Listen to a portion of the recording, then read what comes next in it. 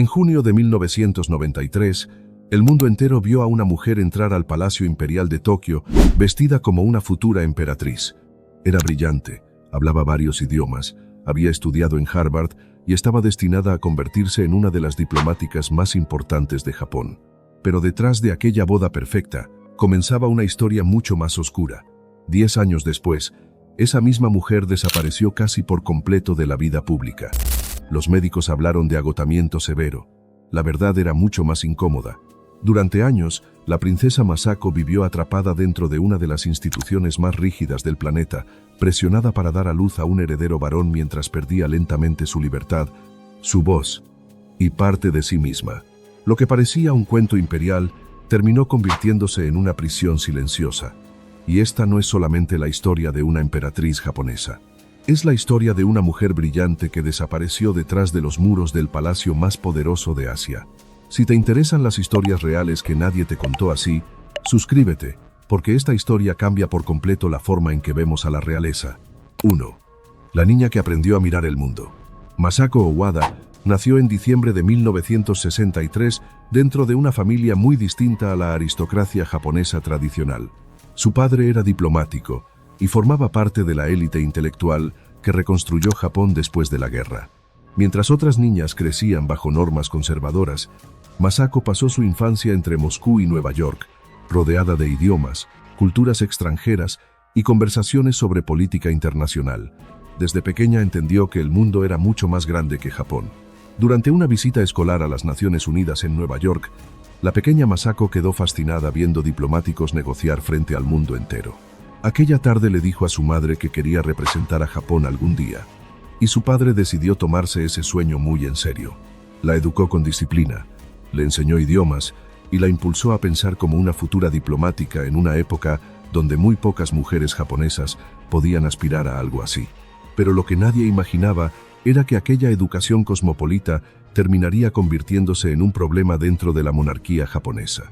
Mientras otras jóvenes eran preparadas para casarse, Masako ingresó a Harvard y más tarde estudió en Oxford. Parecía destinada a una carrera diplomática brillante. Sin saberlo, esa misma libertad intelectual sería vista años después como una amenaza dentro del Palacio Imperial. 2.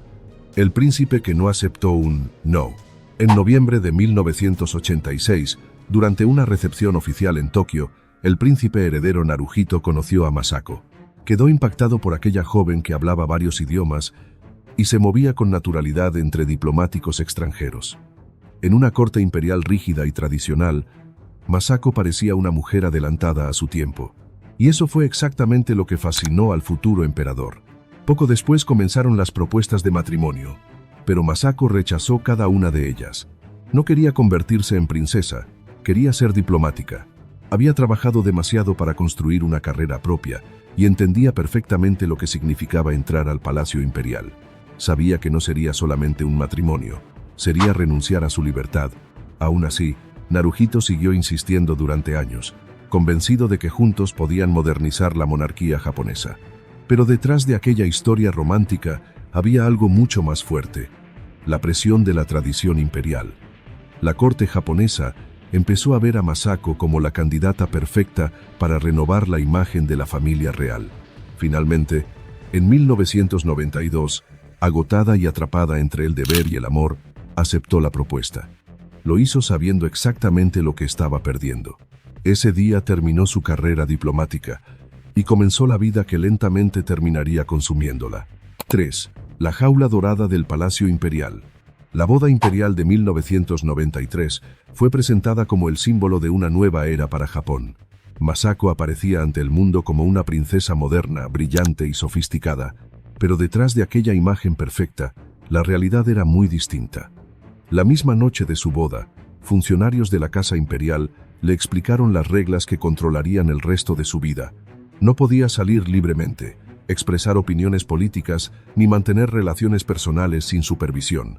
Aquello no era solo una familia real, era una institución obsesionada con preservar tradiciones milenarias, y dentro de esa estructura, el deber principal de Masako era uno solo: dar a luz a un heredero varón.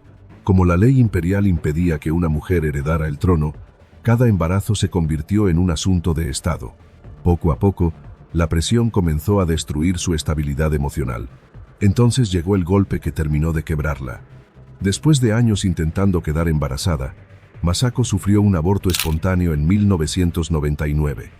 Vivió la tragedia bajo protocolos fríos y aislamiento absoluto. Pero lo más devastador no fue solo perder al bebé. Fue entender que dentro del sistema imperial, el sufrimiento de una mujer importaba menos que la continuidad de la dinastía. Y eso cambiaría todo. 4. El colapso silencioso de una emperatriz.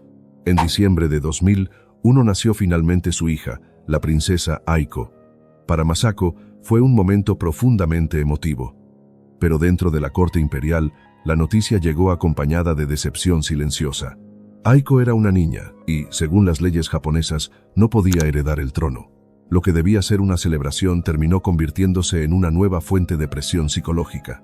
Durante los meses siguientes, la situación empeoró. Los tratamientos médicos, la presión institucional y la obsesión por un heredero varón comenzaron a consumirla física y emocionalmente.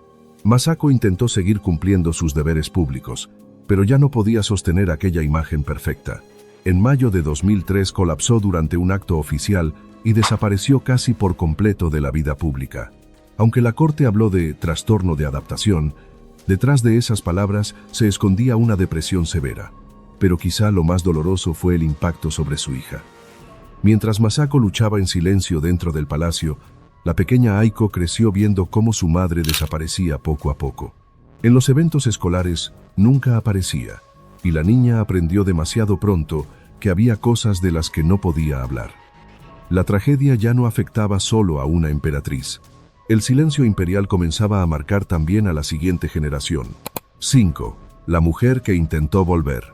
Durante casi 2 décadas, Masako vivió entre tratamientos médicos, aislamiento y apariciones públicas cada vez más escasas.